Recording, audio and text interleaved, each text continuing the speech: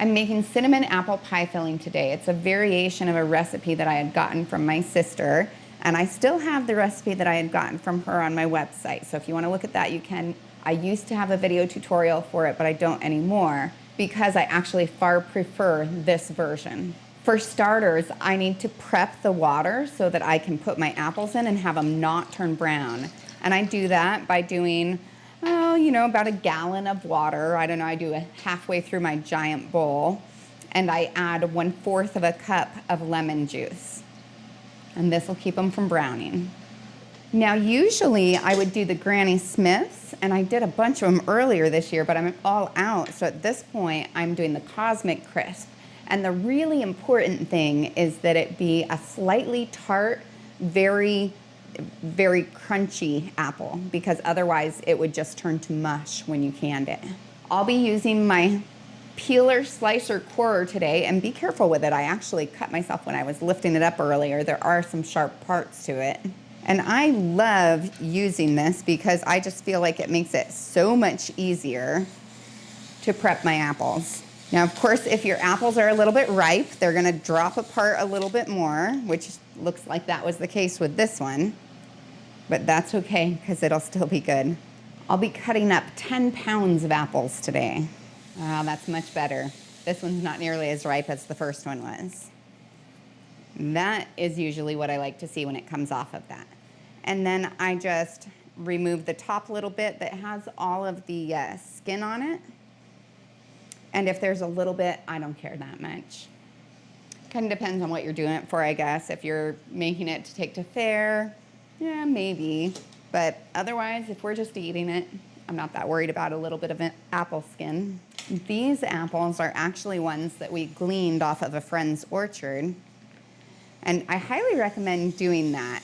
There's so many farmers who are willing to let you come and either take the ones off the ground, or in this case, they couldn't actually harvest this year because there was some kind of a blemish on the skin, which I don't care about when it comes to my canning, but evidently they don't want to buy them and put them in the stores that way. But a little bit of this, that doesn't bother me. I'm going to take that right off. And I try to go kind of fast just because I don't want any of these to turn brown while they're waiting for me. In fact, I'll probably pause right now and just cut these. So I cut them on the one side and then on the other side, so that then I have these little stacks. Sometimes there's seed in there, just pull it out, of apples. And I drop that right in my water. And if there's any blemishes, you can pull those out at this time too. These little apple core slicer peelers, the kids love playing with them. I don't know exactly why, but they always seem to want to help me when it's an apple day. Not that I'm complaining. And then I'll just kind of give those apples a stir just to make sure that the lemon juice has gotten on the surface of all of them so that I have a chance to continue with the rest. Now, just occasionally, I'll hit an apple that's just too ripe, and it won't go through with the apple slicer, corer, peeler. Really needs a shorter name. So I just peel it by hand, core it by hand, and then I slice it, just like Grandma would have done, But it definitely takes more time and makes me appreciate when the little machine does work. And then I just cut them to about 1/4 of an inch. Now that my apples are all ready, I'll set them off to the side. I'm beginning to boil some water here, and I have a little wire ladle so that I can remove the apples later. This is for blanching them. And then I also will save all of this because I have pigs and chickens and alpacas and a cow right now, actually, who would all enjoy it. But if I didn't, I could also compost it, and this would make a really good compost. Or maybe even make my own apple cider vinegar. To create the syrup, I place 3 cups of white sugar, 3 cups of brown sugar, 1 1/3 cups of clear gel, 3 tablespoons of cinnamon. This is one of the things that makes it taste so good. 1 teaspoon of salt, and 1/2 teaspoon of nutmeg.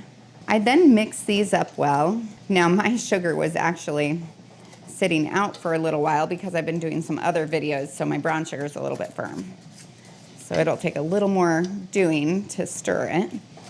But the important thing about stirring it right now is that once the liquid goes in, that clear gel will just clump up. Whereas if it's mixed with the sugar, it won't do that. So really important to get it nicely mixed. And it's kind of nice that there's the brown sugar and the cinnamon in there because you can actually see the color differences and tell if you have a little pocket that you haven't stirred as well. Even with my brown sugar being just a little bit lumpy, it's not that big of a deal because it'll melt. The biggest thing is I just need it to dilute that cornstarch. And thankfully I have the white sugar in there too. Next I'll add 4 cups of water and 2 cups of apple cider. And I'll give that a good stir. Try and make sure I've got it in all of the parts. Now, the big thing is I don't want the sugar at the bottom because the next step is to put this on the stove. And if there's any sugar that's clumped down to the bottom, it's gonna burn. You can already smell all the spices in here. It smells so good. Now I'll place this on the stove and heat it until it's thick. Now that the syrup's getting nice and thick, I'll add my apples to the water. I try to do this pretty quickly because, well, I don't want that syrup to burn. So it's all kind of a timing thing at this point, which is always, of course, a little bit harder when you're videoing. So I'll get this in my boiling water as fast as I can. I'm gonna take a little break to stir my syrup again. Yeah, no, it's like perfect over here. And you see these haven't gotten brown at all. I try to make sure all of the apples get submerged. And now I'll move on to my syrup. The syrup is super dark and thick. I don't know if you can see it, but I mean, that's how thick it is. So now it's time to add 1 cup of lemon juice. And I'll set my timer to 1 minute because I want to blanch my apples for 1 minute at the same time that this lemon juice is getting mixed in. It will thin out the syrup just a little bit, and it'll be perfect by the time that 1 minute is over. And it adds that little bit of tanginess to it. It's really good. The big concern is you just don't want to burn it in that thick stage. And I just keep a continuous stir on it. And you'll see it's still nice and thick, but a little thinner than it was. And now I'll add my apples and try to quickly get all my apples in. I usually stop about midway through and give it a good stir, just because I worry about it. So that keeps it from burning and makes it a little bit easier to stir in the rest of the apples too, because all the syrup isn't at the bottom. It's kind of mixed with these apples at this point. So at this point, I feel like I have a little more wiggle room because those apples are in there, keeping it from being too thick. Because of course, the thicker it is, the greater the chance it could burn. And then I set my timer for 2 minutes, and I'll cook these for 2 minutes in the syrup. And I don't really want to break these, so I try to be somewhat gentle. But at the same time, I don't want to leave them all sitting at the bottom either because those ones will turn to mush. Of course, the crispier apples will do better with it than the other ones. These ones actually look like they're retaining their shape really well. I'll now turn off the burner and take it to the counter. Now I'm gonna add just a touch of vanilla. So 1/8 of a teaspoon. You wouldn't think it would make a difference, but it does. There's something about vanilla with fruit that it almost gives it like this creamy kind of feel. I don't even really get it, but it works. I don't wanna put the vanilla in while it's still cooking because if it boils, then it'll boil out the taste of the vanilla. And so then I mix it around nicely, and now it's ready to jar. I have actually found that this filling expands a little bit more than some of the other ones. And so I leave 1.5 inches of headspace in my quart-sized jars here. So the headspace is the space from the top of the food to the top of the jar.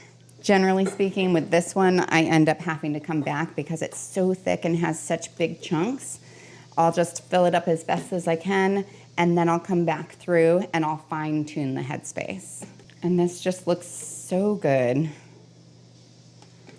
Something about all that cinnamon and the brown sugar has a lot more flavor to it than the majority of apple pie fillings that I've tried. Now I'll go through with my chopstick and make sure that I don't have any pockets in there and just double check that headspace. If you have air pockets, they tend to mess that up. So that's where the chopstick comes into play.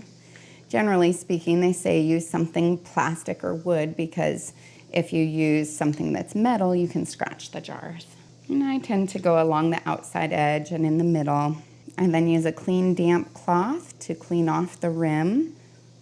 And this is important because if there's any food particles on the edge, then it can interfere with the seal, especially with something as sticky as this. Then I place my lids on and I apply my rings on fingertip tight. I'll then place these in the boiling water bath for 25 minutes if I'm at sea level. Since I'm at 1,200 feet, I'll go for 30. Now that my canner's at a good boil, I'll set my timer for 30 minutes. Now that the timer has gone off, I'll remove the lid and turn off the heat and give it 5 minutes to cool down. And then I pull out my jars and put them on a heat-resistant surface about 1 to 2 inches apart from each other, just so that they can cool down. And I'll let them sit undisturbed for about 24 hours to let them get a good seal. After that point, I'll remove the rings and use hot soapy water to wash off the jars, and then I'll put them in a cool, dry, dark location for anywhere from the next 1 to 3 years. My favorite part, the taste test. Actually, I ran out of room when I was filling my bowl, and my youngest son, he came up and he was like, "So, is that for your taste test?" And when I told him yes, he was like, "Oh, okay." And so I told him, I was like, "Well, I can't quite fit it all in my bowl. Do you want the rest?" And he was pretty quick to agree.